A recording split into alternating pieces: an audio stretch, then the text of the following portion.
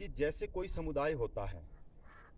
उसकी अपनी सामाजिक व्यवस्था होती है, उसका अपना सामाजिक ताना-बाना होता है, उसकी अपनी विशिष्ट संस्कृति, रहवास क्षेत्र, निश्चित भू क्षेत्र, ये सब चीज़ें होती हैं।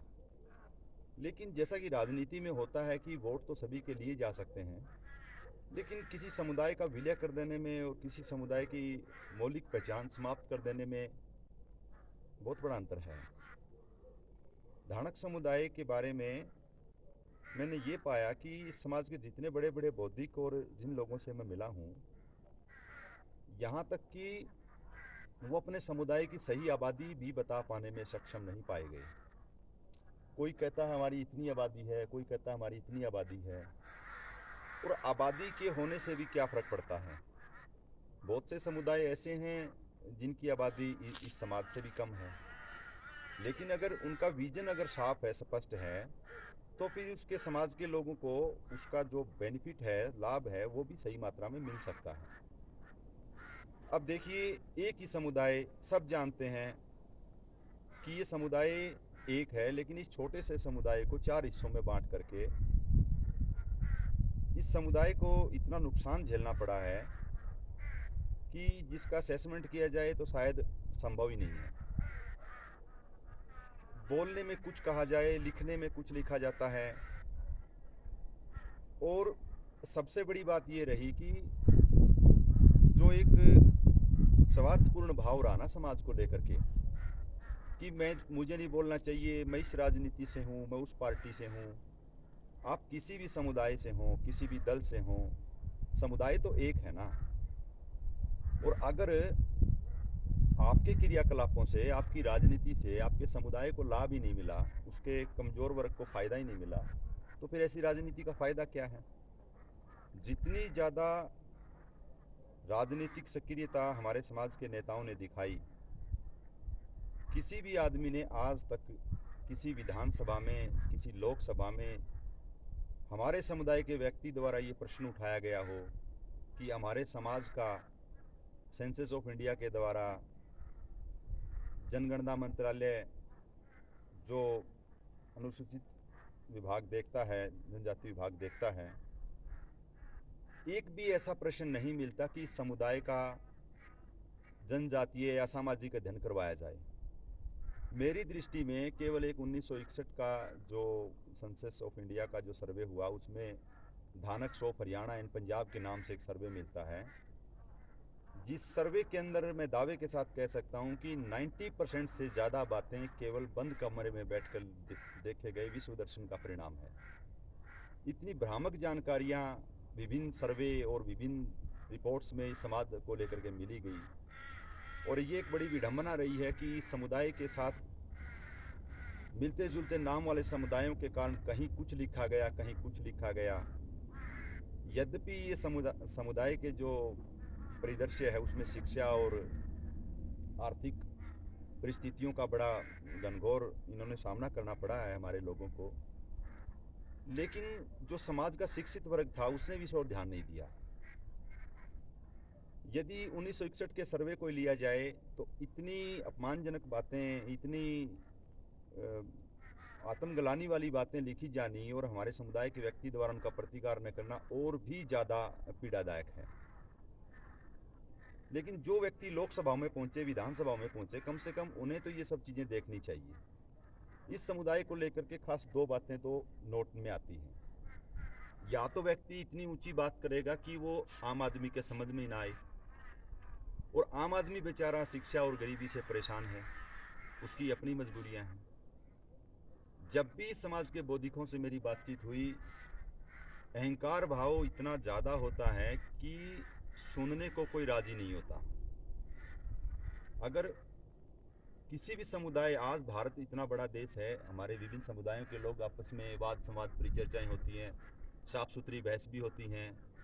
समुदाय को लेकर के सभी, क्योंकि समुदाय सबका अपना घर होता है तो हर कोई अपने घर को संभालने का, संवारने का जिम्मा लेता है। लेकिन राजनीतिक रूप से इतना ज़्यादा सक्रिय होने के बावजूद भी इस समुदाय को धानक, धानका, धानकिया में तो तोड़ा ही गया। इसके साथ अन्य समुदाय भी मिलाने की कोशिश की गई।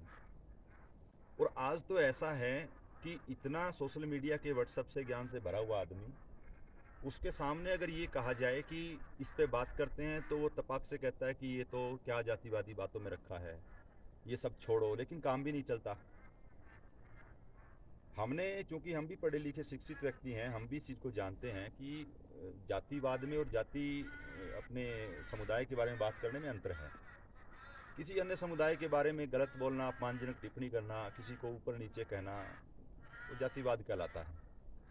लेकिन यदि अपने समुदाय के बारे में कोई व्यक्ति बात करे, अपने समुदाय के उत्थान के लिए, उसके लोगों के कल्याण के लिए, वो अपने समुदाय के बारे में लिए शिक्षा, रोजगार,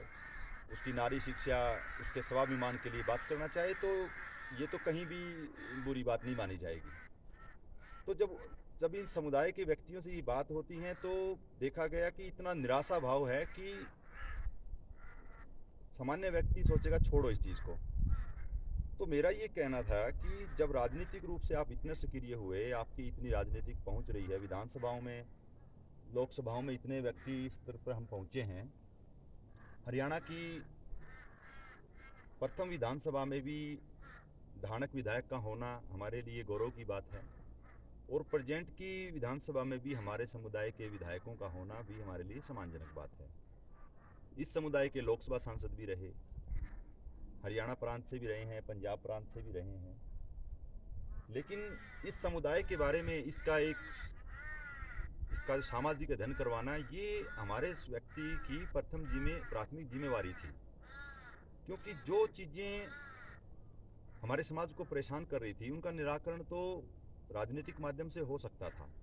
लेकिन चूंकि इन चीज़ों पे काम नहीं हुआ, नतीजा ये हुआ कि समुदाय में विभाजन है। और एक समय पे तो हमने ऐसा भी देखने में आया है, ये चीज़ प्रेजेंट में भी चल रही है, कि एक व्यक्ति हमारे अन्य प्रदेश का कहता है कि नहीं हम ये नहीं, हम तो वो हैं, जबकि उसके घर में शादी ब्याह रीति रिवाज सारे उन्हें पता है कि हम एक हैं। लेकिन मैं तो बड़ा क्षुब्ध होकर एक बात कह देता हूँ कि मान लो आपको ये मिला भी, तो कितना बेनिफिट मिला। मैं राजनीतिक तौर पे नहीं कहता, लेकिन अगर आप इस समुदाय के अंदर व्यक्तियों की नौकरी का हिस्सा देखा जाए, तो आज भी हरियाणा का जो धानक समाज है, ये सबसे अधिक इस धानका जनजाति समुदाय के अंदर सबसे अधिक शिक्षित व्यक्ति है, और इसके अंदर चूंकि रोजगार का भी बहुत है। तो एक बात बताइए, अपने केवल राजनीतिक आरक्षण के लाभ के लिए इस समुदाय को अपने से अलग बता देना, ये तो बाढ़ खेत को खाने वाला ही काम हो गया। जो काम आपके लिखने से, बोलने से सीधी तरह से विभागों को लिखा जाना चाहिए था, उसको करने की बजाय आप लोग आपस में उलझ के और इस समुदाय को और अन्य तार करने में लग गए। तो नतीजा क्या है कि समाज में इतना विभेद हो गया, और इसको लेकर के अनेक संगठन, अनेक सभाएं, इतने बड़े तामझाम होने के बाद भी अगर इस समुदाय को लेकर के स्थितियां स्पष्ट नहीं है, तो फिर ये सब चीज़ का क्या फायदा। समुदाय का जो विभाजन हुआ, किसी भी राजनीतिक चर्चा में बड़ी बड़ी रैलियां होती हैं, जयंतियां होती हैं, कभी भी इन बातों को लेकर के कभी ये सुनने में नहीं आता कि भी इस परिचर्चा, इस पर भी संवाद हुआ है। आज भारत के अनेकों समुदाय राष्ट्रीय स्तर पर अपने आप को संगठित करते हैं। हमारा तो छोटा सा समुदाय है जिसकी बहुत ही कम आबादी है, इसको न समझ करके अन्य समुदायों के साथ मिला करके एक बड़ी सी लंबी चौड़ी बातें बना देना कि हम तो ये हो जाएंगे, इतनी सीटें हो जाएंगी, इससे समाज का फायदा नहीं हुआ, इससे समाज का नुकसान होता है। आप ज़्यादा कितने ही हो जाएं, लेकिन अगर आप लोगों में नेतृत्वकर्ता की कमी है, आपका विजन स्पष्ट नहीं है, आपको समाज को लेकर के मौलिक जानकारी नहीं है, तो आप कितना बड़ा संगठन बना लीजिए, इतनी बड़ी संगठन शक्ति का कोई मतलब ही नहीं बनेगा, कोई अर्थ नहीं रह जाएगा जब उसका कोई औचित्य नहीं बनता। जनसंख्या के पैटर्नों को देख के स्पष्ट समझा जा सकता है कि वर्तमान में जो हरियाणा और पंजाब राज्य के अंदर जो धानक आबादी है, इसका मूल स्थान जो है, इसका निकास क्षेत्र राजपूताना है। और कोई ये कहे कि ये बात हमारी अपनी है, तो ये तो सर्वे के अंदर से स्पष्ट आई गई है। जब राजपूताना के अंदर विभिन्न समयों पर भयंकर अकाल पड़े हैं, इन अकालों से परेशान जो है जीवन यापन के लिए, रोजगार के लिए लाखों की तादाद में अन्य समुदायों के साथ ये समुदाय भी राजस्थान से यहाँ पे आया है, और जिसका वर्तमान जो राजनीति जनसंख्या के जो पैटर्न है, वो आप इसको आसानी से देख सकते हैं कि राजस्थान की लगती सीमा में क्यों है। हरियाणा के जो उत्तरी हरियाणा है, ऊपर का जो यमुनानगर का साइड है, पंचकूला, कुरुक्षेत्र, कैथल, इसमें इस समुदाय की आबादी बिल्कुल ही कम क्यों मिलती है? या ये भी जन सामान्य को अगर ग्राउंड स्तर पे देखा जाए तो लोग पहचानते भी नहीं हैं। वही बात पंजाब को लेकर के है। ये तो अभी भी लोग वहाँ पे जो वो जनसंख्या वो पीढ़ी जीवित है जो कहती है कि हम हरियाणा से आए थे। तो पूरे पंजाब के अंदर भी नहीं है। जो इलाका इसका राजस्थान और हरियाणा से लगता हुआ है, वहाँ लोग धान मंडियों में काम करने गए और अपने समय के साथ वहाँ सेटल हो गए। आज पंजाब के अंदर 1 लाख से भी कम धानक समुदाय की आबादी यही बताती है कि ये समुदाय माइग्रेटेड है। और राजपूताना से जो हरियाणा में जो ब्रिटिश काल का पंजाब है, उसमें आने के तो ब्रिटिश रिपोर्टों में सर्वे हैं। ये इतना स्पष्ट वर्जन होने के बाद भी हमारे लोगों के द्वारा इन चीज़ों का निदान न करना वास्तव में जो है बड़ी शोचनीय स्थिति है। तो मेरा तो इस विषय में यही कहना है कि अब समय आ गया है कि हम इन सारे विभेदों को बुला करके, और जो कि ये समुदाय पूरी तरह से जनजातीय पैमानों को पूरा करता है। वो ठीक है कि लंबे समय से ये अन्य समुदायों के रहवास में और स्थिति में रहने के कारण कुछ चीज़ें जो है उनका विलोप भी होता है और कुछ चीज़ें विस्मृत भी हो जाती हैं। शहरों में जाने वाली आबादी को गांव की संस्कृति भी याद नहीं रहती, और हमारे समुदाय तो अनेकों परिस्थितियों कठिनाइयों को झेलता हुआ वर्तमान स्थिति तक पहुंचा है। लेकिन इसका जो मूल जो चरित्र है इस समुदाय का, वो जनजातीय है। और ये हमारे नहीं, आप जितने भी पुराने से पुराने दस्तावेजों को उठाकर देखोगे, जब से प्रिंटिंग वर्जन आए हैं, चाहे वो विशाल शब्द सागर हो, नालंदा हिंदी शब्दकोश हो, या 1883 की डेंजल एबर्टसन की पुस्तक पंजाब कास्ट हो, स्पष्ट तौर पे इतना रेफरेंस आया है कि ये लोग कहाँ से आए थे। तो समाज के बौद्धिकों का, सब लोगों का ये एक दायित्व बनता है कि इन सब चीज़ों को इकट्ठा करके और समुदाय की बेसिक जानकारी समाज के हर व्यक्ति तक पहुंचाई जाए, ताकि एक साफ सुथरा वर्जन आने के बाद इस समुदाय की जो है एक साफ सुथरी तस्वीर और बनेगी, जिससे इस समाज के अंदर सामाजिक एकता बनेगी और इस समुदाय को लेकर के आने वाले समय में सरकार की नीतियाँ भी सही से बन पाएंगी। तो मेरा इस विषय में यही निवेदन है कि धानक समाज के जितने भी प्रदेश में जिस भी स्थानों पर रहने वाले युवा साथी हैं, पीछे जो हुआ उसको जाने दीजिए, लेकिन आज वो समय आ गया है कि हम सामाजिक तौर पर इकट्ठे हों। राजनीतिक तौर पे सबका विजन अलग हो सकता है, धार्मिक दृष्टिकोण किसी का अपना अपना हो सकता है, हमें उससे कोई फ़र्क नहीं पड़ना चाहिए। और दूसरा ये कि अगर कोई हमारे समुदाय का कोई किसी अन्य प्रदेश में, और इस विषय में तो ये भी स्पष्ट कर लेना चाहिए कि ये समुदाय इतना व्यापक नहीं है, इसकी जो विशिष्ट परंपरा है वो सब लोग जानते हैं, और उसको अन्य समुदायों के साथ मिक्स करके इस समुदाय की सामाजिक स्थिति और सामाजिक स्वाभिमान को जो है ना खराब किया जाए। चाहे वो राजस्थान प्रांत का हो, वो चाहे हमारे पंजाब प्रांत का हो, या हमारे थोड़ी सी आबादी के अंदर जो हमारे समुदाय के लोग जो ब्रिटिश पीरियड के अंदर गुजरात और मध्य प्रदेश, महाराष्ट्र में गए थे, जो जनजातीय क्षेत्रों में हैं, हमें सभी साथियों को मिला करके सामाजिक तौर पे इस समुदाय को इकट्ठा करना चाहिए, जिससे आने वाले समय में हमारे समुदाय के अंदर सामाजिक एकता बढ़ेगी और हमारे समुदाय की विशिष्ट पहचान बनेगी। तो ये हम सब बौद्धिकों का, हम सब शिक्षित व्यक्तियों का निजी कर्तव्य है कि अब अपने युवाओं को, अपने समाज के जागरूकों को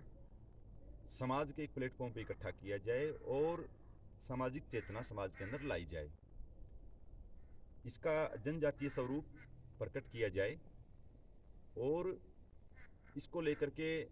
एक शुद्ध, जैसे कि एक सामाजिक संगठन बनता है, इसकी सामाजिक संरचना को मजबूत किया जाए, जो कि इसके 52 कुलों का जो एक संघ है, 52 गोत्रों का जो एक ताना बाना है, उसके माध्यम से हो सकती है। तो इन्हीं शब्दों के साथ मैं अपने आप को विराम देता हूँ और सभी साथियों से निवेदन करता हूँ कि इस विषय में जो है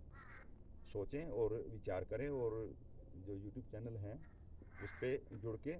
अपने विचार अवश्य व्यक्त करें। धन्यवाद। सो भी लिया।